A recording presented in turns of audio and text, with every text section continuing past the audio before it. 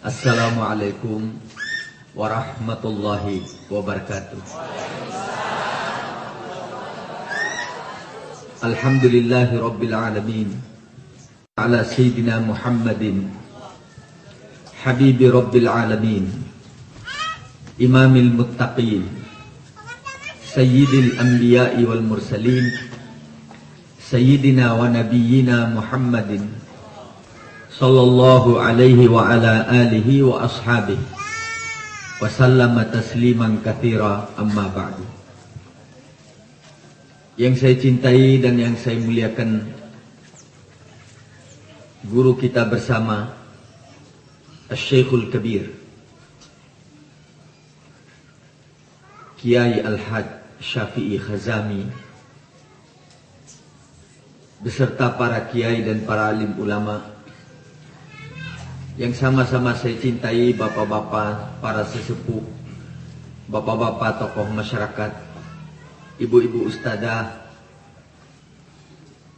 yang saya cintai dan yang saya banggakan, guru kita Syarif Mursal yang telah belajar dengan gigihnya kepada muallim dan beserta rekan-rekannya yang lain, yang kemarin saya nyatakan kepada mereka, siapa yang belajar kepada Syekh Muallim Syafi'i Khazami, maka dia adalah murid-murid yang boleh dikategorikan ulama-ulama yang solehin. Pada hari ini kita sama-sama diundang untuk memperingati hari lahirnya seorang manusia yang memberi keberuntungan kepada sekalian alam semesta, yang datangnya membawa rahmat dan kasih sayang, yang beliau dijadikan contoh hidup oleh Allah. Siapa yang mengambil contoh hidup itu, maka dia pasti akan bahagia dunia dan akhirat. Bayangkan ibu-ibu, ibu-ibu kan pernah melahirkan anak. Anak itu dilahirkan dalam keadaan yatim. Cantiknya kebangetan. Saya tidak berani mengatakan ganteng, karena ibu-ibu bilang kalau kepada saya Habibnya ganteng. Tapi Nabi Muhammad ini cantik, molek, indah. Orang yang beriman yang memandang beliau di saat itu langsung terkagum-kagum.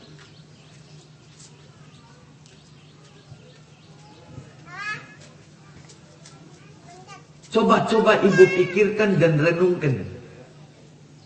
Bagaimana seandainya seorang ibu mempunyai anak secantik itu? Pasti ibu akan menggendong dan membuainya. Aduh, anakku cantik. Bibirnya ibu-ibu colek-colek, ya tak? Masya Allah, Masya Allah. Terus anak ini diberikan kepada orang untuk dipelihara. Yang tadi ibunya itu terkagum-kagum sampai lupa kalau sudah melahirkan anak. Sopo iki, terkejut. Jadi sampai lupa anaknya siapa ini. Lupa dari cantiknya Muhammad itu. Tapi kok datang Siti Aminah yang bukan teman lama, baru ketemu di hari itu, anak yang secantik ini langsung diserahkan. Gowo, bawa. Dan di bawah ini Siti Aminah nggak tahu kemana, ke sebuah desa yang belum pernah Aminah pergi ke sana. Ini anak cantik.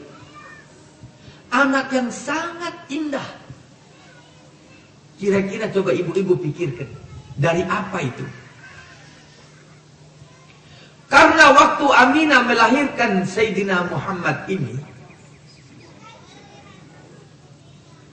sifat dan nur yang dibawa oleh Nabi Muhammad ini meresap di dalam hati dan tubuh Siti Aminah. Di mata Siti Aminah, di otak Siti Aminah, di tangan Siti Aminah, di kaki Siti Aminah. Yajlul ghayahib. Sampai semua yang gaib dilihat oleh Siti Aminah. Nur Muhammad di dalam tubuh Aminah.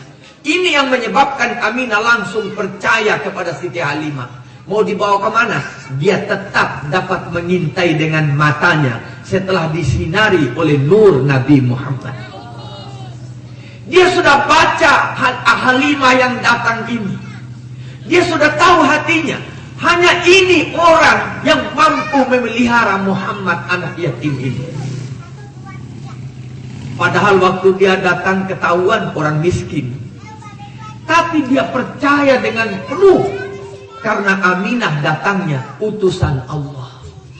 Halimah datang utusan Allah. Semua sudah kepingin memelihara Nabi Muhammad. Sampai kepada al-wuhush, binatang-binatang buas, menawarkan diri kepada Allah. Ya Allah, kami saja yang memelihara Muhammad itu. Binatang buas, ada aku yang mampu meliharanya. Nanti dilahirkan Aminah, akan disusu oleh Siti Halimah. Halimah pun terbuka hatinya. Yang sudah 8 tahun, buah sebelah kanan tidak bisa mengeluarkan susu. Di saat disentuh oleh bibir Nabi Muhammad, langsung mencorot keluar air susunya. Dan Halimah langsung beriman, ini bukan manusia biasa. Basyarun lakal basyar. Manusia yang tidak seperti manusia kita. Kemarin di majelis maulid Nabi Muhammad di Kebayoran, seorang kiai membawa sebuah ayat. Qul innama ana basyarum mithlukum yuha ilai.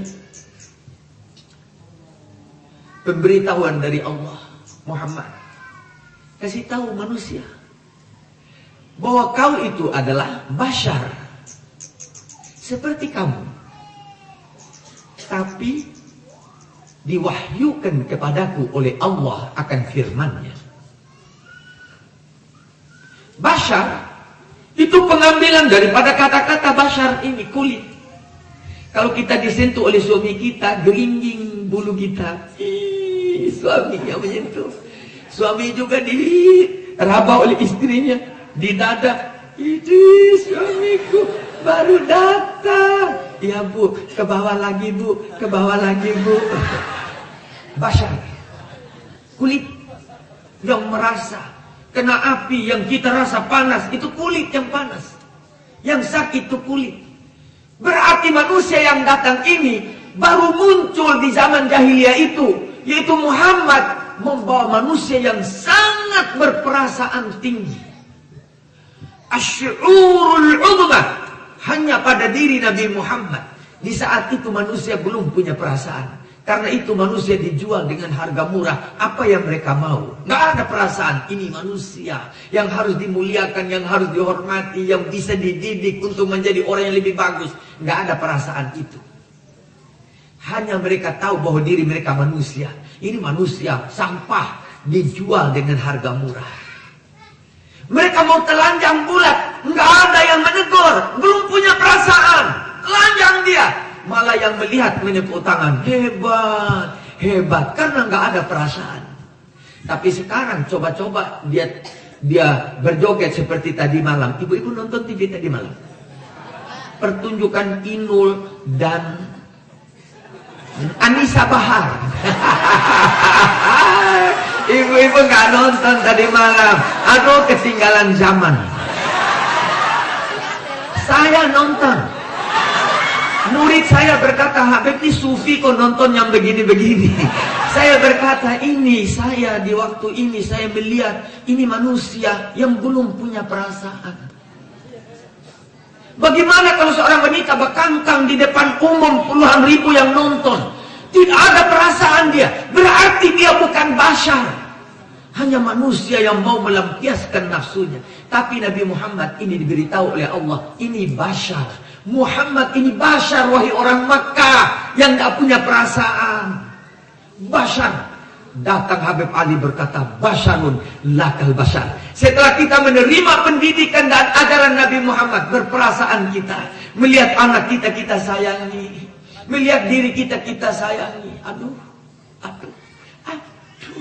anakku. Ya Bu ya, waktu anak-anak kita kecil kita pangku, kita usap mukanya padahal jelek, tapi kita bangga. Aduh, anakku gantengnya. Diusap-usap dadanya, ya Bu. Waktu dia jalan pantatnya kita cubit, digigit-gigitkan aku. Anak kita. Karena kita punya perasaan yang sangat tinggi, dididik oleh Nabi Muhammad kepada kita, cintailah anakmu, cintailah suamimu, cintailah istrimu, cintai dan hormati, taatlah kepada orang tuamu. Itu ajaran Nabi Muhammad itu semua. Tidak mungkin ada ajaran itu di zaman jahiliyah, enggak ada. Seorang ayah boleh membunuh anaknya, anak boleh menyepah kepala orang tuanya, karena tidak bashar dia. Waktu itu dia insan. Muhammad Rasulullah ini mengajar kita. Sekarang apa yang kita buat? Setelah kita punya perasaan, setelah kita tidak punya anak baby lagi, yang kita bisa colek-colek, yang kita bisa usap-usap, kita usap, kita punya diri, kita gendong, kita punya diri ini. Sore-sore ibu duduk-duduk di depan jendela, ya toh, melihat matahari mau terbenam. Ibu gendong, ibu punya diri. Aduh, diriku. Diusap-usap, aduh diriku, kapan kau jadi taat? Dicolek itu dia, aduh bibirnya diriku, dicolek-colek. Kapan menjadi orang yang ibadat yang tinggi kepada Allah? Kapan bibir ini dipakai berzikir? Kapan lidahmu yang bagus itu dipakai untuk membaca selawat? Itu tiap hari harus kita mampu mendidik kita punya diri. Itu semuanya ajaran Rasulullah untuk mengantar kita ke Siratal Mustaqim. Jalan yang lurus itu, jalan yang indah, yang bagus, yang penuh dengan dedikasi, yang mengantar kita kepada tujuan akhir daripada kehidupan, berjumpa dengan Allah. Kemudian di sana Allah menyambut kita. Aduh hambaku, gantengnya kamu, dicolek sama Allah SWT. Datang ibu-ibu, diusap kepalanya, ya Bu, Allah masuk ke surgaku. Aduh, jika kita mempunyai perasaan seperti ini, lalu kita kembali kepada alam yang kita hanya kagumi sementara, keindahan rumah yang sementara, keindahan dan kebagusan mobil yang sementara, kenikmatan maksiat yang sebentar, alangkah ruginya manusia itu. Rugi besar. Rugi besar, sangat besar.